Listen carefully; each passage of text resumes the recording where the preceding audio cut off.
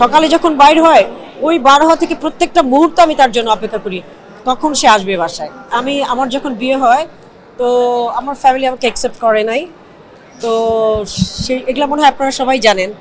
তো সে সময় মিশা আর আমি একটা ছোট্ট একটা বাসায়, তো তখন আমি তখন মাস্টার্সে পড়ছি জাস্ট ঢাকা ভার্সিটিতে। তখন আমি রান্না করতে জানি না, কিছু জানি না, জাস্ট ছোট্ট একটা বাসায় আমি উঠলাম। বাট আমার বিয়ের মনে হয় 4 থেকে 5 মাস পরে মিশা আমাকে রেখে 17 দিনের জন্য আশা ভালোবাসা ছবি করতে চলে গিয়েছিল আউটডোরে। হ্যাঁ, তো ওই যে মানে আমার যে কি হয়েছিল ওই সময়, আমার ইউনিভার্সিটি পড়া, আমার রান্না, মিশা নাই ওদিকে, মিশা ক্রাইং ফর মি, এখানে আমি মিশার জন্য কান্না করছি। এটা যে কত বড় স্ট্রাগল ছিল আমাদের জন্য। স্যান্ডেলিনা সো, রূপচর্চায় আভিজাত্য।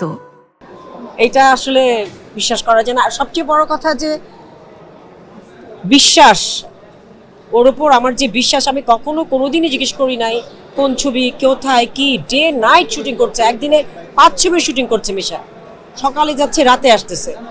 বাট তার দিন শেষে যখন আসতেছে, সকালে যখন বাইর হয় ওই বার হওয়া থেকে প্রত্যেকটা মুহূর্ত আমি তার জন্য অপেক্ষা করি কখন সে আসবে বাসায়, কখন আসবে। নো, নেভার, নো, কখনোই না। আই নো হিম, আমি তাকে জানি।